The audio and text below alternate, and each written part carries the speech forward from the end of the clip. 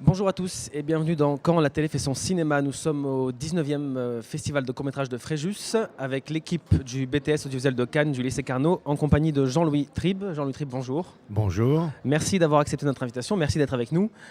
Vous êtes membre du jury cette année au 19e festival de court-métrage de Fréjus. Tout à fait, je suis très honoré d'ailleurs d'être là. Alors dites-moi comment ça s'est passé rapidement, en quelques mots, comment on vous a approché pour devenir membre de ce jury. Est-ce que c'est la première fois que vous êtes membre du jury également? Non, j'ai été président de quelques jurys au Cap d'Agde, à Cosne-sur-Loire, à Saint-Maur, enfin bon. Et puis, comment c'est venu? Je sais plus.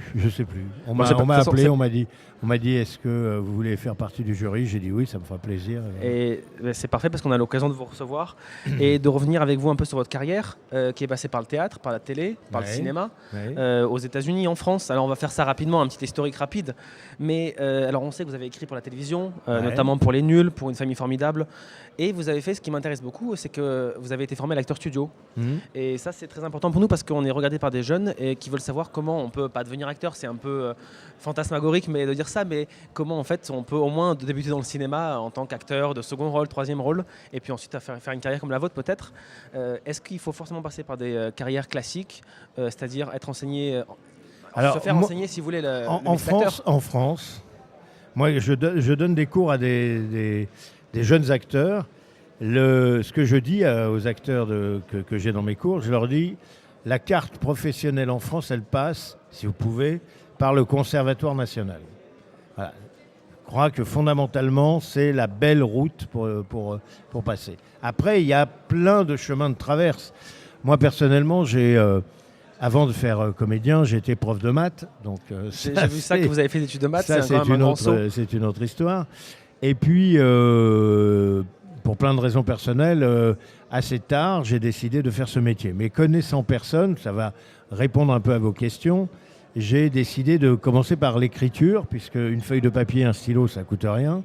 Et j'ai commencé à écrire donc effectivement des feuilletons pour la télé, des choses pour les nuls, etc., etc. Et puis un jour, j'ai eu l'opportunité de commencer à prendre des cours avec une femme qui s'appelait Tania Balachova. Et j'ai décidé de partir aux États-Unis faire l'acteur studio, effectivement, où j'ai eu la chance de rencontrer pas mal d'acteurs et de me former surtout à une technique d'acteur qui, je pense, correspond beaucoup plus, personnellement, à une méthode, ce qu'on appelle la méthode. C'est-à-dire qu'on part beaucoup plus du corps, on part beaucoup plus notamment du souffle et de ce qui se passe à l'intérieur du corps. C'est-à-dire que on a l'habitude de dire à l'acteur studio, joue ce que tu es.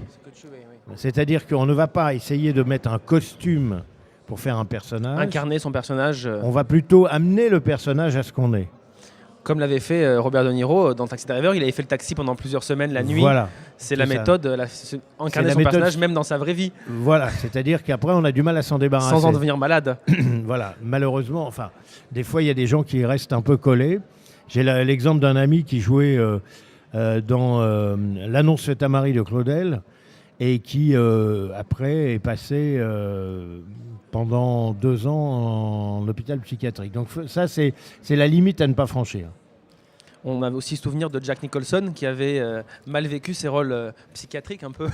Tout à fait. Moi je sais que j'ai joué une pièce de Pinter où je jouais un tortionnaire pendant quelques semaines et mois même au théâtre, un mec horrible que j'aimerais pas rencontrer dans la vie. Et je dois dire que tous les soirs, quand je rentrais chez moi, je passais 2h30 dans ma baignoire à me laver. Je me sentais sale. Et c'était terrible parce que c'était un personnage que j'avais amené à moi et je me sentais sale. Un peu comme Ponce Pilate qui se lave les mains. C'était pas tout à fait pareil parce que Ponce Pilate, c'est pour se dire je ne m'en mêle pas. Oui. Et là, dans cette période américaine, vous aviez rencontré William Dafoe. Comment ça s'est passé? Alors, c'est-à-dire que ce qui s'est passé, c'est que Dafoe a monté dans le sud de New York un quartier qui s'appelle Soho. Il avait monté quelque chose qu'il faudrait créer en France d'ailleurs, qu'il avait appelé le garage. C'était dans un garage, tout simplement. Et l'idée qui était formidable, c'était, voilà, imaginons que vous et moi, on décide de faire une scène.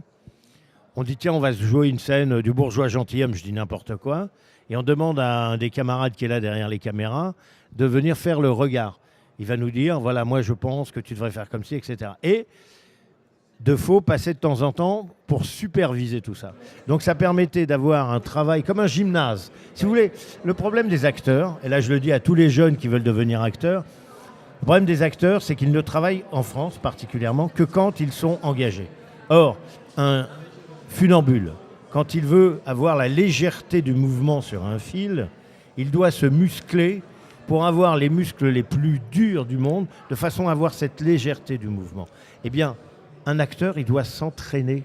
Ça ne veut pas dire qu'il doit forcément aller prendre des cours, ça veut dire qu'il doit s'entraîner. Et il n'y a pas de gymnase comme on va faire de la muscu. Bien sûr, sans entraînement. Et c'est ce que Dafoe avait monté à New York. Alors justement, vous parliez des jeunes. Est-ce que les jeunes, pour travailler, est-ce qu'il faut passer dans le cinéma, je veux dire, est-ce qu'il faut passer par le théâtre? Est-ce qu'il faut directement aller dans le cinéma? Est-ce qu'il faut avoir le culot, l'audace d'aller voir les réalisateurs tout de suite? Ou est-ce qu'il faut passer par une formation classique, par l'école?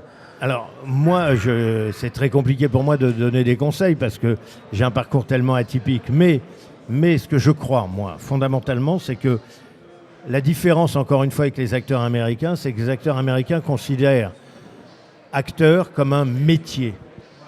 Qui dit métier dit un apprentissage. Qui dit apprentissage dit d'aller travailler. Ça parle de travail. Malheureusement, souvent, aujourd'hui, avec tous les médias comme Internet, etc., où on peut faire un film avec un téléphone et tout ça, beaucoup de gens ont le sentiment que parce qu'ils ont vu leur bobine sur un écran d'ordinateur, ils sont acteurs, fait que ces gens n'ont pas conscience que acteur, c'est un métier dans lequel il faut apprendre, et travailler, bosser. C'est vraiment ça. Alors après, il y a des gens qui ont la grâce. La grâce, ça ne s'apprend pas. Puis d'autres qui ne l'ont pas, mais qui vont arriver à faire une belle carrière malgré tout, parce qu'on n'est pas obligé d'être tous Marlon Brando, quoi, je veux dire. On n'a pas tous son talent, donc ce qui est important, pour résumer, c'est le travail, l'entraînement. Absolument. Comme un gymnaste, il faut s'entraîner à être acteur. C'est pas un talent inné forcément. Voilà. Non, mais c'est très important parce que je vois les jeunes gens qui viennent moi à mon cours de théâtre à Paris. Moi, la première chose, je leur dis, si tu viens ici pour être connu, ferme la porte. Acteur, c'est vraiment une passion. Et vous me posiez la question, moi je crois que le théâtre est une grande formation. Je crois qu'effectivement, le Conservatoire national en France est une grande formation. Après, il y a les conservatoires municipaux, il y a des écoles, après il y a des stages à faire. Moi, je considérerais la belle route pour quelqu'un, c'est de faire un conservatoire municipal, de tenter le cons national, et puis de faire des stages après dans différentes autres méthodes qui sont la méthode Grotowski, qui sont la méthode de l'acteur studio. Il y a plein. C'est-à-dire c'est multi-approche. On ne peut pas dire il faut être dans une... Sinon, on rentre chez un gourou, mais ça, c'est autre chose. Ça. Voilà. Et alors, je voudrais juste sur une dernière question revenir sur votre carrière en France, quand vous êtes revenu des États-Unis, oui. Et plus particulièrement la très récente, depuis 2010. Oui. Vous incarnez un personnage à la télévision dans Plus belle la vie qui a Non, beaucoup de pas succès. Du tout. J'ai fait un épisode. Un épisode. Pardon. J'en ai réalisé par contre 300. Voilà, peut-être que je confonds en fait, excusez-moi dans l'ordre dans lequel ça a été fait. Non, mais beaucoup de gens me disent ça, malheureusement, ou heureusement, je m'en fous. J'ai fait un épisode de cette série. Donc je ne suis pas le seul à faire la confusion. Non, tout à fait. Et c'est marrant parce qu'apparemment un épisode a marqué autant. Mais moi, j'ai particulièrement fait d'autres films comme Les démons de Jésus de Bernie Bonvoisin, je ne sais pas si vous l'avez vu, Gangster de Marshall, Profil bas de Bruel, avec Bruel, pardon. En 93 de Claude Zidi plutôt. De Claude Zidi, voilà. Alors, je vais vous remercier parce que je pense que vous devez aller regarder des films pour la sélection. Donc si vous voulez devenir acteur, bossez. Voilà, c'est le conseil, c'est l'entraînement comme le gymnaste. Merci beaucoup d'avoir répondu à nos questions, Jean-Louis Tribe. Nous, on se retrouve très rapidement. À très bientôt. Au revoir. Au revoir.